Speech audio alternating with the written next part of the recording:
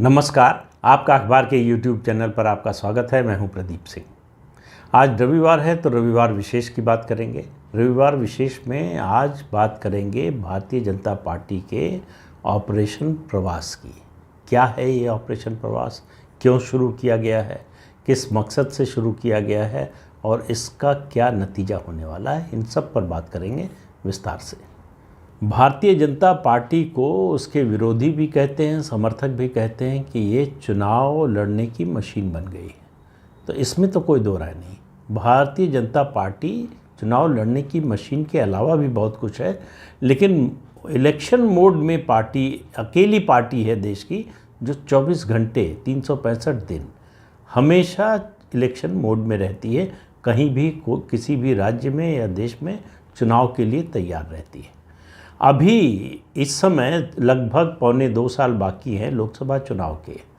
जो बाकी पार्टियां हैं, चाहे कांग्रेस पार्टी हो या दूसरे जो रीजनल पार्टीज़ हैं, वो अपने घाव सहला रही हैं। अलग अलग राज्यों में अलग अलग तरह के घाव हैं। महाराष्ट्र का भी उदाहरण हमने देखा, झारखंड में कुछ होने वाला है, बिहार में कुछ होने वाला है। इस तरह से कई राज्यों में कुछ कुछ होने वाला है। और उसके अलावा सबसे बड़ा घाव दिया है नरेंद्र मोदी और बीजेपी ने राष्ट्रपति पद के चुनाव में। द्रौपदी मुर्मू का चुना जाना विपक्ष के लिए, विपक्ष की राजनीति के लिए एक बहुत बड़ा सेटबैक होगा। सेटबैक इसलिए कह रहा हूँ कि जिस तरह से बीजेपी ने इसको प्लान किया, जिस तरह से एग्जीक्यूट किया, आज ही अभी चुनाव हुआ नहीं है, नतीजा निकला नहीं है, उससे पहले ही विपक्ष हार तो मान ही चुका है। विपक्ष के खेमे में पछतावा है कि अगर हमको पहले पता चल गया होता तो हम भी समर्थन करते। किसी भी राजनीतिक दल के लिए इससे बड़ी जीत और क्या हो सकती है कि उसके उम्मीदवार को समर्थन देने के लिए विपक्षी दल एक तरह से तरस रहे हैं। उनकी मुश्किल ये है कि उम्मीदवार अपना खड़ा कर चुके हैं, विड्रॉल की तारीख निकल चुकी है और अब चूँकि सामूहिक फैसला था इसलिए पहल कौन करे। कुछ लोगों ने तो कर लिया, जैसे जेएमएम ने कर लिया। कांग्रेस के साथ गठबंधन है, इसके बावजूद जेएमएम ने तय किया, झारखंड मुक्ति मोर्चा ने, कि हम बीजेपी के उम्मीदवार का समर्थन करेंगे। इसी तरह से जेडीएस ने कर लिया, इसी तरह से टीडीपी ने कर लिया और जो है पार्टियां हैं जिन्होंने जो विपक्ष के उम्मीदवार के चयन में शामिल थीं वो बाहर हो गई। तो इसलिए और उसके बाद बीजेपी क्या करने वाली है। बीजेपी 1,30,000 आदिवासी बहुल गांवों में देश के द्रौपदी मुर्मू के राष्ट्रपति चुने जाने के बाद समारोह का आयोजन करेगी। अब आप समझिए कि इसका मैसेज क्या जाएगा। जिन राज्यों में आदिवासी समाज के लोग रहते हैं उन सभी राज्यों के नेता पार्टियां परेशान हैं कि इसका पॉलिटिकल इम्पैक्ट क्या होगा। इसका अभी आकलन चल रहा है, वो समझ नहीं पा रहे हैं कितना बड़ा इम्पैक्ट होगा। पहला उनको डर ये है कि उनकी पार्टी के जो आदिवासी विधायक और सांसद हैं, हो सकता है वो क्रॉस वोटिंग करें। और आपको मालूम है कि राष्ट्रपति के चुनाव में क्रॉस वोटिंग करने पर सदस्यता नहीं जाती, तो इसलिए उनको सदस्यता जाने का डर नहीं होगा। लेकिन उन पर भारी दबाव है अपने मतदाताओं का कि द्रौपदी मुर्मू को क्यों आप वोट नहीं देंगे। यशवंत सिन्हा से उनका कोई लेना देना नहीं है, यशवंत सिन्हा उनके लिए कोई मैटर नहीं करते। तो इसलिए जो है ये दबाव पहला तो विपक्ष पर ये है। दूसरा चुनाव के समय का दबाव। अब जैसे इस साल और उसके बाद 2023 में कहाँ चुनाव है। इस साल चुनाव है गुजरात में और हिमाचल प्रदेश में। अगले साल 2023 में कहाँ चुनाव है। मध्य प्रदेश, राजस्थान, छत्तीसगढ़, कर्नाटक और तेलंगाना। इन 5 राज्यों में जो जनजातीय समूह के लोग हैं उन पर इस फैसले का क्या इम्पैक्ट होगा। और जब इन इलाकों में द्रौपदी मुर्मू राष्ट्रपति के रूप में जाएंगी, लोगों से मिलेंगी, तो उसके बाद क्या असर होगा, इसका अभी आकलन नहीं कर पाया है विपक्ष। तो ये अभी एक मुद्दे से, एक संकट से उभरा नहीं है। भारतीय जनता पार्टी ने लोकसभा चुनाव 2024 की तैयारी शुरू कर दी है और औपचारिक रूप से शुरू कर दी है। और उसके लिए भारतीय जनता पार्टी का ऑपरेशन प्रवास शुरू हो चुका है। पार्टी ने अपने संगठन की दृष्टि से एक नया तरीका खोजा है। और ये तरीका खोजा है अलग अलग राज्यों में, ख़ासतौर से 2 राज्यों में मिले सेटबैक के कारण, उससे सबक सीखते हुए। पहला 2015 और फिर 2020 में भी बिहार में जो हुआ, और फिर 2021 में पश्चिम बंगाल में जो हुआ। चुनाव के समय दूसरे राज्यों से जो लोग जाते हैं, चुनाव के कुछ समय पहले जाते हैं, उनका स्थानीय लोगों से कोई रेपो नहीं होता, कोई जान पहचान, कोई जो है रिश्ता इस तरह का नहीं होता। स्थानीय लोगों को छोड़ दीजिए, जो स्थानीय कार्यकर्ता हैं पार्टी के, उनसे भी नहीं होता। तो ऊपर से भेजे जाते हैं तो इसका रिएक्शन होता है, नीचे का कार्यकर्ता घर बैठ जाता है या अनमना हो जाता है, उस तरह से सहयोग नहीं करता। उसको लगता है बाहर से आएंगे, यही सब जानते हैं तो ये करें, तो उसका नुकसान पार्टी को होता है। इसका आकलन पार्टी ने किया, उससे इस गलती से सबक सीखकर अब ये तय किया है कि जितनी कमज़ोर कॉन्स्टिट्यूंसीज़ हैं, लगभग 150 ऐसी लोकसभा सीटों को चिन्हित किया गया है कि कहाँ कहाँ भारतीय जनता पार्टी कमज़ोर है। उसमें 2 श्रेणी बनाई गई है। एक, जहाँ भाजपा कभी नहीं जीती, जैसे उत्तर प्रदेश की बात करें तो रायबरेली और मैनपुरी, 80 में से केवल 2 ऐसी सीटें हैं जिस पर भाजपा कभी नहीं जीती। और ऐसी सीटें, दूसरी श्रेणी में ऐसी सीटें हैं जहाँ कभी जीत चुकी है लेकिन अभी हार गई है, 2019 में हार गई या 2014 में भी हार गई।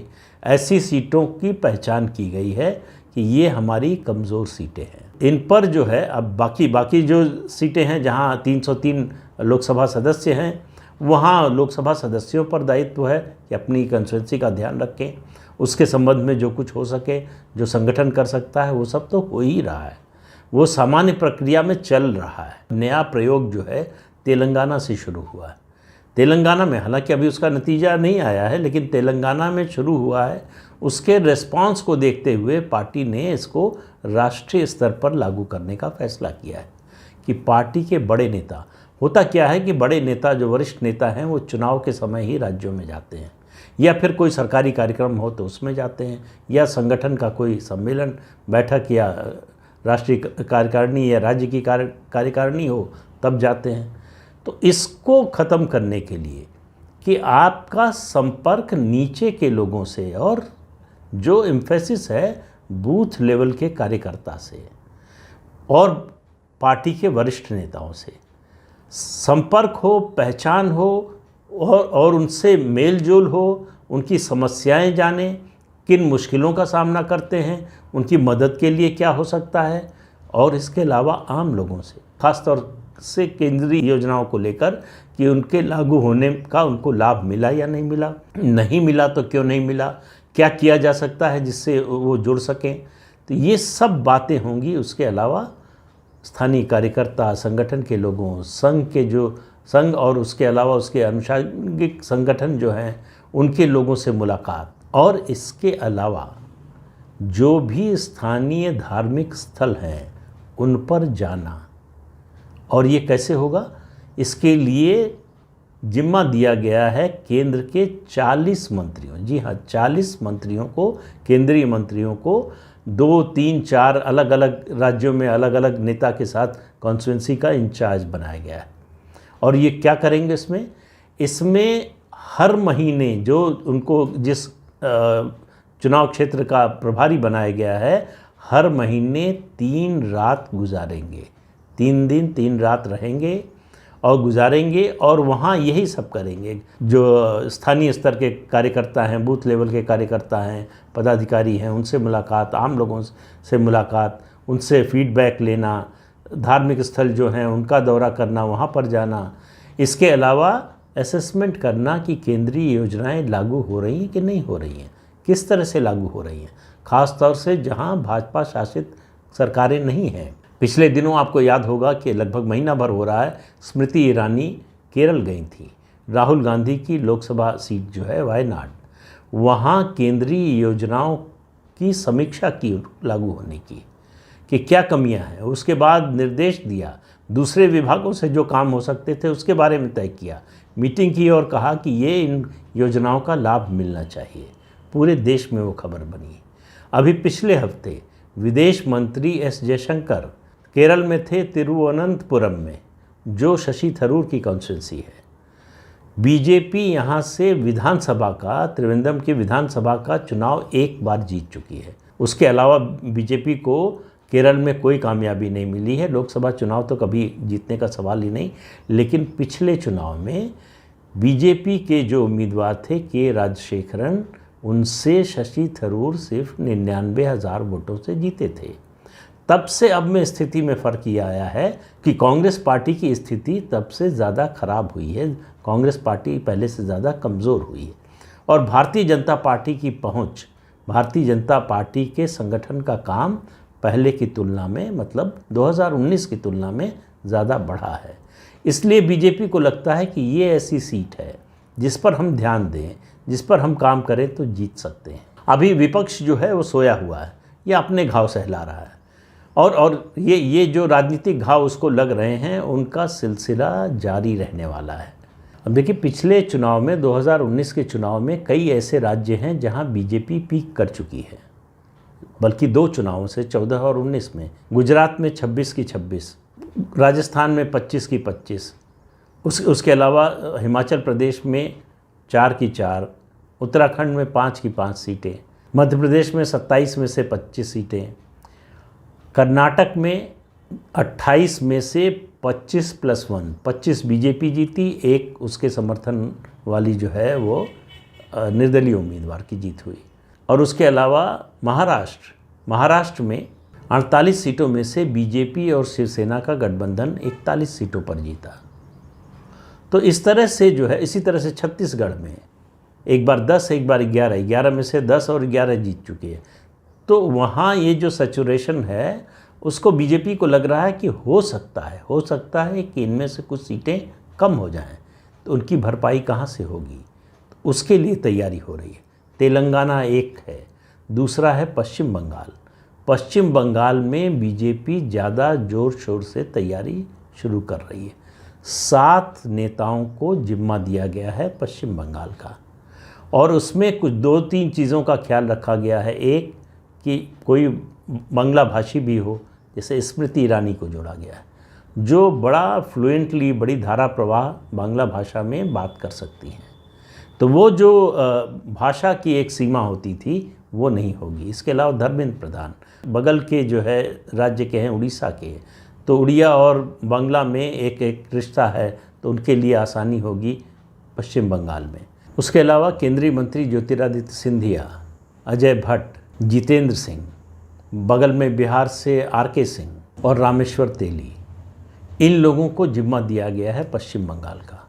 और वही जिम्मा है कि ये महीने में 3 रात बिताएंगे, जो जिम्मा इनको चुनाव क्षेत्रों का दिया गया है वहाँ, और स्थानीय लोगों से बातचीत करेंगे।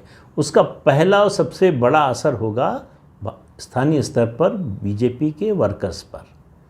उनको लगेगा कि ये केवल चुनाव के समय नहीं आए, चुनाव से पहले भी आए। तो जब ये चुनाव के समय पहुँचेंगे, तब इनको अपना परिचय देने की ज़रूरत नहीं होगी। परिचय से मेरा मतलब, लोग तो जानते ही हैं, केंद्रीय मंत्री हैं तो जानते ही हैं, लेकिन एक जो रेपो बनता है कार्यकर्ता और नेता का, वो उस समय बनाने की ज़रूरत नहीं पड़ेगी, पहले से बनाया रहेगा। तो इस तैयारी के साथ बीजेपी ने एक और चीज़ से सबक लिया है, थोड़ा समय लेकर। वो ये कि उत्तर प्रदेश में भी तय हुआ था विधानसभा चुनाव से पहले कि जो 75 सीटें बीजेपी हारी थी, 78 सीटें, उन पर जो है पहले से काम होगा, कम से कम 6 महीने पहले से। लेकिन संगठन वो काम कर नहीं पाया, और उसके बहुत से कारण हैं, उसमें नहीं जाऊंगा मैं कि किस वजह से नहीं हुआ और किन लोगों की वजह से नहीं हुआ, लेकिन वो हो नहीं पाया, उसका नुकसान हुआ बीजेपी को। इसलिए 1.5-2 साल पहले लोकसभा चुनाव के लिए ये तैयारी शुरू हो चुकी है।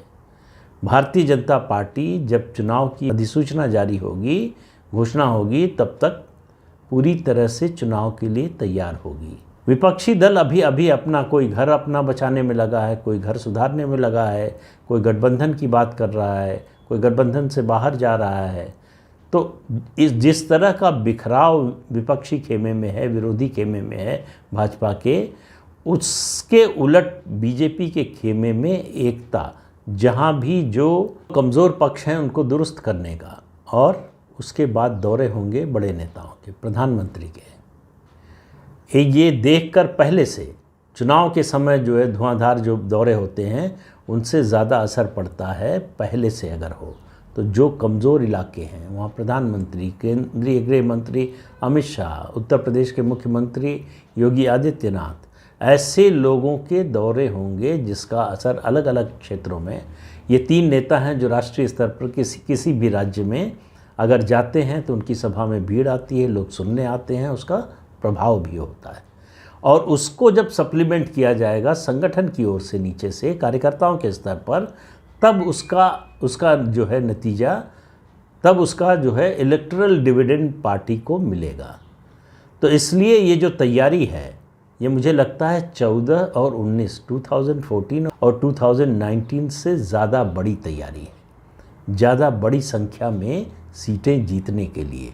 अब लक्ष्य तो पार्टियां तय करती हैं, वो अचीव होता है नहीं होता है, लेकिन इतना मानकर चलिए कि बीजेपी की नज़र इस बार जो 303 पिछली बार सीटें आई थी उनसे बहुत ज़्यादा पर है। कितना अचीव कर पाएगी, क्योंकि इसमें तो मदद करने वाले हैं विपक्षी दल भी, उनका जो बिखराव है वो भी बीजेपी के लिए मददगार साबित होगा। तो इसलिए जो है बीजेपी 2024 का चुनाव लड़ने के लिए तैयार है। तो बीजेपी प्रधानमंत्री नरेंद्र मोदी और पार्टी की जो है सरकार की केंद्र में हैट्रिक बनाने के लिए तैयार है। क्या विपक्ष मुकाबले के लिए तैयार है? दिखाई तो नहीं देता अभी। तो इस अंक में इतना ही, अगले अंक में फिर मिलेंगे किसी नए मुद्दे के साथ। तब तक के लिए इजाज़त दीजिए।